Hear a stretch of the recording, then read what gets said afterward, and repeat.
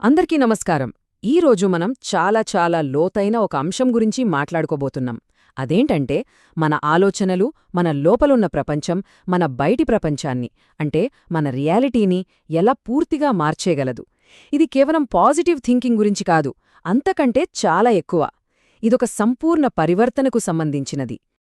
అయితే ముందుగా మనల్ని మనం ఒక ప్రశ్న వేసుకుందాం. నిజంగా మన ఆలోచనలకి మన జీవిత గమనాన్ని మార్చే శక్తి ఉందా? అసలు మన ఆలోచనలే మన తలరాతను రాస్తాయా? రండి, ఈ విశ్లేషణలో దీనికి సమాధానం వెతుకుదాం. సరే, ముందుగా కథలో మొదటి భాగానికి వద్దాం. చాలామంది వాళ్ల జీవితంలో ఎదుర్కొనే ఒక పెద్ద సమస్య ఏంటో తెలుసా? నెగటివ్ థింకింగ్, అదే ప్రతికూల ఆలోచనలతో పోరాడటం. అసలు ఇది మన లోపల ఎలా పనిచేస్తుందో ఒక్కసారి చూద్దాం. ఒకసారి ఊహించుకోండి, రోహన్ అనే ఒక వ్యక్తి ఉన్నాడనుకుందాం. అతను తన చుట్టూ తనే సృష్టించుకున్న ఒక దట్టమైన పొగలో చిక్కుకుపోయాడు. అదొక ముదురు గోధుమ రంగు పొగ. ఆ పొగేంటో కాదు, అతని నెగటివ్ ఆలోచనలే. అసలు ఈ లోపల పేరుకుపోయిన విషమేంటి? అవ్వే మనందరికీ బాగా తెలిసిన ఫీలింగ్స్: ఆందోళన, కోపం, అసూయ. ఇక్కడ మనం గమనించాల్సిన ముఖ్యమైన విషయం ఒకటుంది. ఈ విషం ఎక్కడ్నుంచో బయటినుంచి రాదు, దాన్ని మనమే మన లోపలే తయారు చేసుకుంటాం.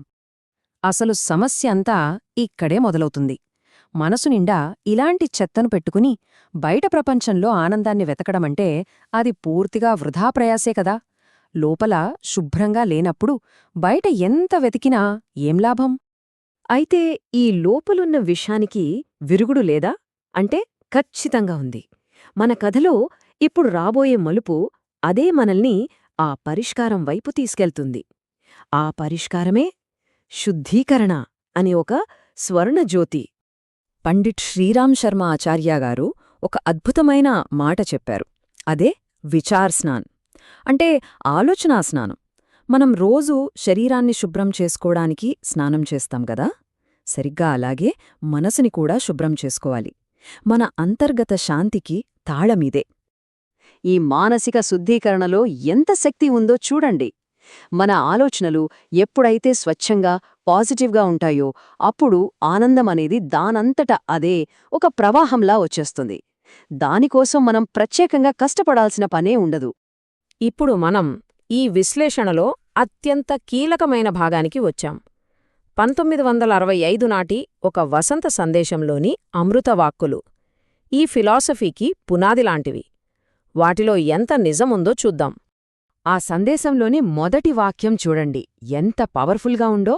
మనిషి తన విధికి తానే నిర్మాత, ఎందుకంటే తన ఆలోచనలకు తానే నిర్మాత. ఆలోచనలకి మన భవిష్యత్తుకి మధ్య ఉన్న సంబంధాన్ని ఇంతకంటే స్పష్టంగా ఎవ్వరూ చెప్పలేరేమో. అంటే మన తలరాత మన చేతుల్లోనే ఉంది, ఎందుకంటే మన ఆలోచనలు మన కంట్రోల్లోనే ఉంటాయి. ఇక ఆ తర్వాతేమన్నారో చూడండి.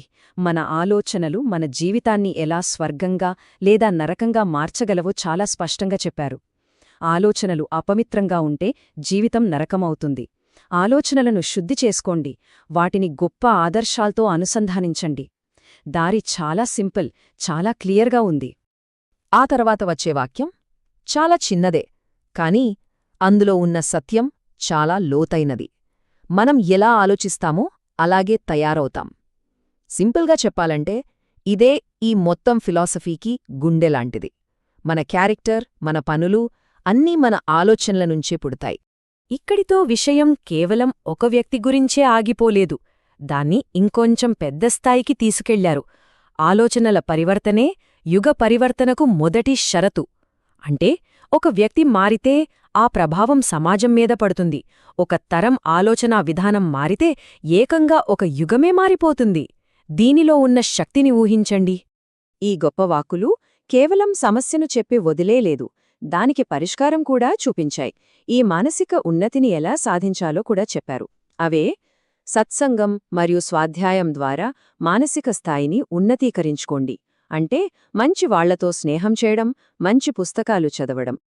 సరే, ఇదంతా విన్నాం, బానే ఉంది. మరిప్పుడు దీన్ని మన జీవితంలోకి ఎలా తీసుకురావాలి? ఈ చివరి విభాగంలో ఈ గొప్ప తత్వాన్ని మనం ఆచరించగలిగే కొన్ని స్టెప్స్గా, ఒక పర్సనల్ కమిట్మెంట్గా ఎలా మార్చుకోవాలో చూద్దాం. మనం ఇప్పటిదాకా నేర్చుకున్న దాని నుంచి 4 ముఖ్యమైన విషయాలను గుర్తుపెట్టుకోవాలి. మొదటిది ఆలోచనాశక్తి. మన ఆలోచనలే మన జీవితంలోకి మంచిని, చెడుని ఆకర్షిస్తాయి. రెండోది మానసిక స్నానం. అంటే మంచి సాహిత్యం చదవడం ద్వారా మన ఆలోచనల్ని రోజూ శుభ్రం చేసుకోవడం. మూడోది సహజమైన ఆనందం. మనసులో మంచి ఆలోచనలున్నప్పుడు ఆనందం కోసం వెతుక్కోవాల్సిన పనిలేదు. ఇక నాలుగోది ఒక చిన్న సంకల్పం. అదేంటంటే రోజూ కనీసం 20 నిమిషాలైనా మంచి ఆలోచనలని చదవడానికి కేటాయించడం. అంటే మనం మన మనసుకి ఒక గేట్ కీపర్లా మారాలి, ఒక కాపలాదారుడులా. ఏ ఆలోచన లోపలికి రావాలి, ఏది రాకూడదు అనేది మనం నిర్ణయించుకోవాలి. చెడు ఆలోచనలు లోపలికి రాకుండా స్పృహతో అడ్డుకోవాలి. ఇంకో అద్భుతమైన విషయమేంటంటే పాజిటివ్గా గొప్పగా ఆలోచించడం అనేది మనం కష్టపడి నేర్చుకోవాల్సింది కాదు. అది మన ఆత్మ యొక్క సహజ స్వభావం, మన అసలు స్వభావం.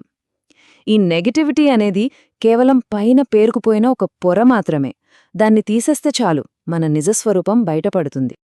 చివరగా ఈ ఒక్క శక్తివంతమైన వాక్యంతో ఈ విశ్లేషణను ముగిద్దాం.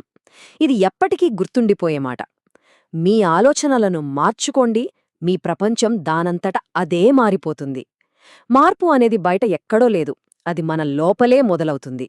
ఈ రోజునుంచే మీ పరివర్తనను మొదలు పెడతారని ఆశిస్తున్నాను.